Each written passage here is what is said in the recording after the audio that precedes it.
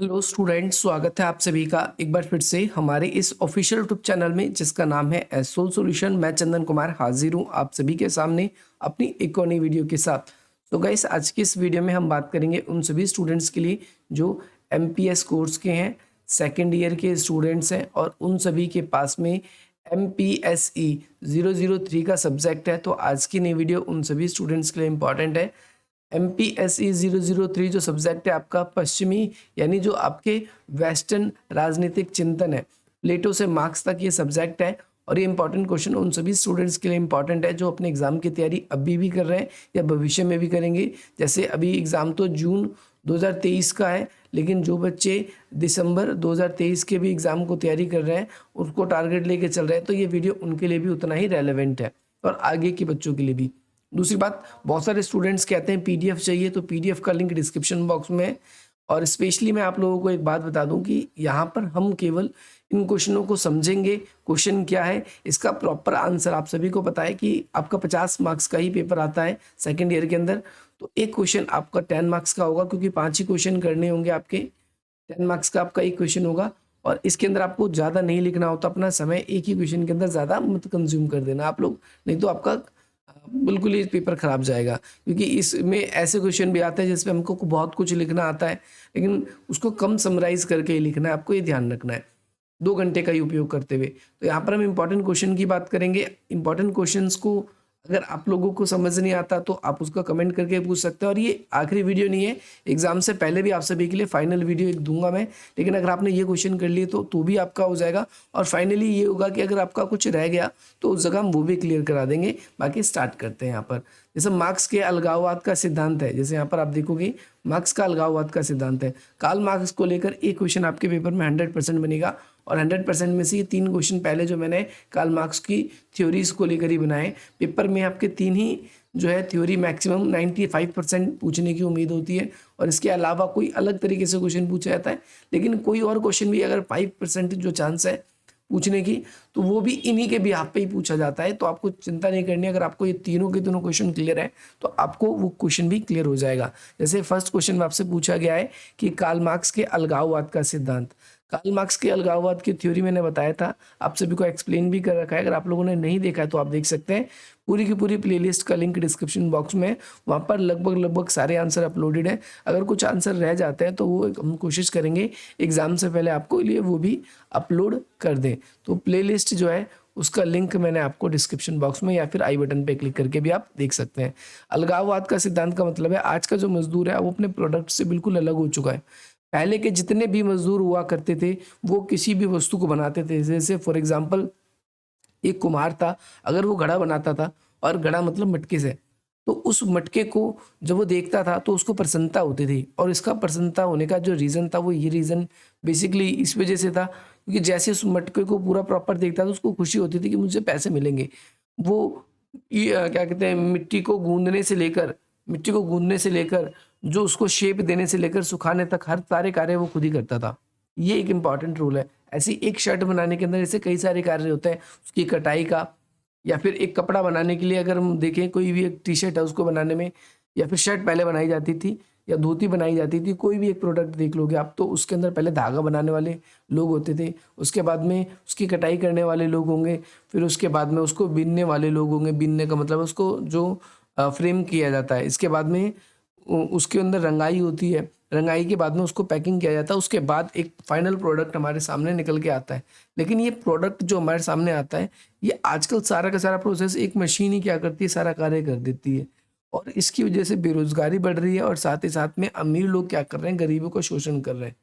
इस वजह से मार्क्स कहते हैं कि ये अलगाववाद की थ्योरी है कि आज के ज़माने में जो मजदूर है वो हर किसी से अलग हो चुका है, वो अपने अपने प्रोडक्ट से अलग हो चुका है। वो उसकी खुद की एक पहचान होती थी। कुम्हार एक टाइम पे अपनी खुद की पहचान रखता था, दर्जी एक टाइम पे अपनी खुद की पहचान रखता था।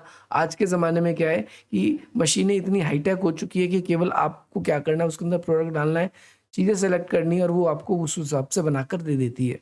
तो कार्ल मार्क्स जो है वो ऐसे मशीनों का आने से मजदूरों का शोषण मानते हैं और कहते हैं पूंजीवादी व्यवस्था में ये व्याप्त रहती है। इसके बाद में जो ऐतिहासिक भौतिकवाद का सिद्धांत है, इसके बारे में हमने वीडियो बना रखी है, अगर आप लोगों ने नहीं देखा है तो आप उसको देख लीजिए। इसके बाद में अतिरिक्त मूल्य का सिद्धांत जो है, इसके बारे में भी हमने वीडियो बना रखी है। अतिरिक्त मूल्य का जो सिद्धांत है वो सिंपल है, बिल्कुल आसान है। जैसे फॉर एग्जांपल एक व्यक्ति है कोई भी, है ना, वो एक दिन में 3 साइकिलें बनाता है। यानी आपने देखा होगा अगर केवल नट टाइट करना हो, साइकिल को बनाना हो, तो एक मजदूर जो उसमें बिल्कुल निपुण है वो उस कार्य को एक दिन में कम से कम 2 से 3 साइकिल तो बना ही देगा। अगर एक साइकिल 10,000 रुपये की बेची जाती है, एक साइकिल 10,000 रुपये की बेची जाती है, तो एक मजदूर ने एक दिन में, एक अगर हम देखें तो 2 ही साइकिल अगर बनाता है वो, तो उसने क्या करा, 20,000 रुपये का जो प्रोडक्ट है वो तैयार किया। लेकिन इसके बदले में उसको मिलती कितनी है, एक दिन की केवल दिहाड़ी जो कि 700 वो में भी मैंने मैक्सिमम बोली है, इतनी नहीं होती, इतनी दिहाड़ी केवल उसको दी जाएगी। या फिर 1,000 रुपये भी आप इसको कर सकते हो कि 1,000 रुपये एक मजदूर को दिए जाएंगे। 20,000 में से 1,000 रुपये कट गए, इसमें से बाकी वहाँ पर इंफ्रास्ट्रक्चर जो उसके लिए हो सकता है, उसने एसी लगा रखा हो, पंखा लगा रखा हो, बिजली पानी किराया, जहाँ पर फैक्ट्री खोल रखी है, हो सकता है पर डे का हम वहाँ पर 1,000 रुपये और कम कर देते हैं। ट्रांसपोर्ट है, एक जगह से दूसरी जगह पर जाता है, तो उस जगह पर हम देखते हैं कि भाई 5,000 रुपये इसमें खर्च हो गए मान के चलो, तो हमारे 7,000 रुपये खर्च हो गए 20,000 रुपये में से। इसके अलावा रॉ मटेरियल लिया होगा, तो रॉ मटेरियल में भी हमने मान लिया चलो 7,000 रुपये रॉ मटेरियल का आया होगा, जो भी है, तो कितने हो गए 12,000। अब ये प्रोडक्ट जो है फाइनली वहाँ पर पहुँच गया, हमने देखा कि मजदूर ने बना लिया। अब इसमें जो अमाउंट बच गया आएगा, अब अगर आप देखोगे तो 7 5 12 और 4 14, 6,000 रुपये बच रहे हैं। इस 6,000 रुपये का क्या होगा, ये तो फैक्ट्री का मालिक या फिर जो दुकानदार है, केवल वही वही क्या करेगा, इसको अपने आपस में बांटेंगे, उन्हीं को फायदा होगा। लेकिन सारा का सारा कार्य में केवल इस 1,000 रुपये का जो मजदूर था इसने कार्य किया है। तो कार्ल मार्क्स कहते हैं कि ये अतिरिक्त मूल्य जो बच गया है वो जरूर जैसे मालिकों को मिलता है, फैक्ट्री के मालिकों को मिलता है, वैसे ही ऐसी मजदूरों को भी मिलना चाहिए उसमें हिस्सा, क्योंकि सबसे ज़्यादा मेहनत मजदूरों की होती है और ये नहीं दिया जाता, इसीलिए मजदूरों का शोषण होता है, ये बात कहते हैं।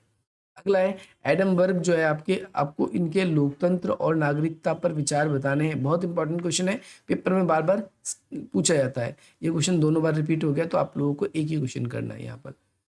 इसके बाद में यहाँ पर वर्ग के प्राकृतिक अधिकार और सामाजिक अधिकारों की भी आपको क्या करनी है, आलोचना करनी है। एडम बर्ग इंपॉर्टेंट क्वेश्चन है, यहाँ से पेपर में पिछले 5 साल से पेपर रिपीट है, या तो यही क्वेश्चन आता है या वही आता है, तो दोनों क्वेश्चन आप सभी को करके जाना है।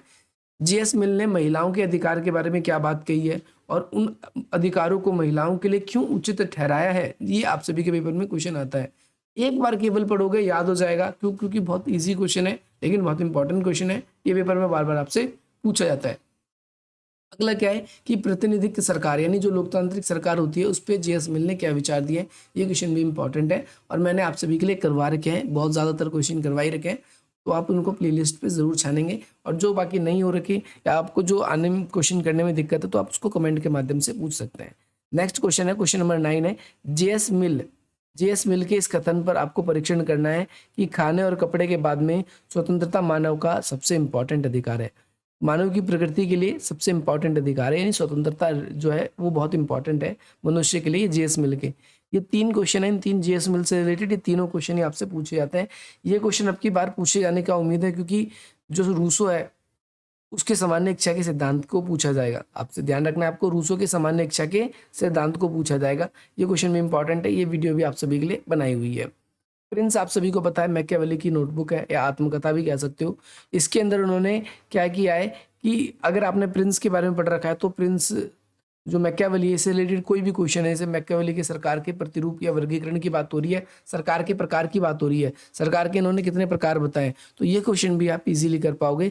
प्रिंस नोटबुक के बारे में आपको जरूर पढ़ना है, इनकी प्रिंस बुक जो है उनकी, उसके बारे में आपको जरूर पढ़ना है। ये क्वेश्चन दोनों इंपॉर्टेंट है, पेपर में आपसे पूछे जाएंगे। अगला क्वेश्चन आपसे पूछा गया है कि लॉक के प्राकृतिक अधिकार की अवस्था का वर्णन करें।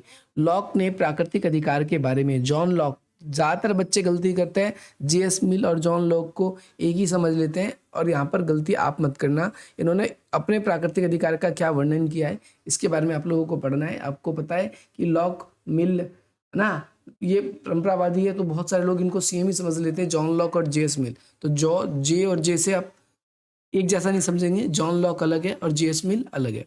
जॉन लॉक ने सरकार के सभी मामलों में हस्तक्षेप को बिल्कुल सही ठहराया है, यानी सरकार को उन्होंने सर्वोच्च बताया है। ऐसा क्यों बताया है, इस क्वेश्चन को भी पेपर में बार बार पूछा गया है और ये क्वेश्चन आप सभी से पूछने की पूरी उम्मीद है।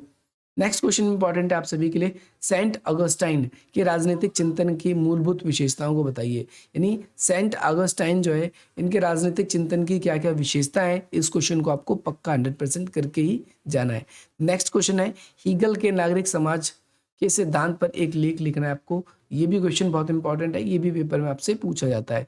ये क्वेश्चन आपसे भी ध्यान रखना है, सेंट एक तो अगस्टाइन और सेंट एक्वानास, इन दोनों में से एक क्वेश्चन 100% आपके पेपर में पूछा जाता है। ये ज़्यादा इंपॉर्टेंट नहीं है, बाकी एक बार आप इसको भी देख लेना। जेरम बेंथम के उपयोगितावादी सिद्धांत को बताइए। एडमबर्ग के प्राकृतिक अधिकार जो हमने बताया था ऊपर, उसके बारे में क्वेश्चन फिर पूछा जाता है, बार बार इस तरीके से भी पूछा जाएगा। तो बच्चे पूछेंगे एडमबर्ग तो आए नहीं, तो एडमबर्ग ऐसे भी लिखा भी आपके पेपर में आ सकता है, तो आप कंफ्यूज नहीं होने आप सभी को। इसके अलावा संपत्ति, परिवार और दास्ता जो है, इसके ऊपर किसके विचार बताने विचार, ये क्वेश्चन भी आपसे बार बार पूछा जाता है और ये क्वेश्चन भी हमने आपको बता रखा है कि आपको करके जाना है। अगला क्वेश्चन है, मैकियावेली को आधुनिक राजनीति का जनक क्यों माना जाता है। ये क्वेश्चन भी इंपॉर्टेंट है। एक क्वेश्चन आपसे ये भी पूछा जाएगा आपसे, आदर्श राज्य पर प्लेटो के विचारों की चर्चा कीजिए। प्लेटो भी बहुत इंपॉर्टेंट थिंकर है, तो ये क्वेश्चन भी आप सभी को करना है, क्योंकि टाइम आप सभी का मुझे बचाना है। आपको क्वेश्चनों की तलाश में आए हो तो केवल क्वेश्चन मिलेंगे, आंसरों की तलाश आपको अलग से करनी पड़ेगी, जो प्लेलिस्ट में आपको मिल जाएगा। प्लेटो के विधि के, यानी प्लेटो के जो शासन है उसको ऊपर लेकर शासक के ऊपर क्या विचार है, ये आप सभी को ध्यान रखना है।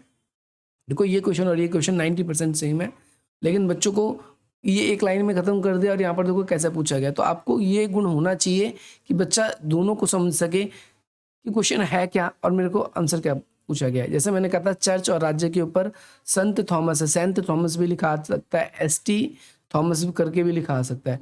तो आपको क्वेश्चन ये याद रहना चाहिए कि ये क्वेश्चन हमसे ऐसे पूछा जाता है।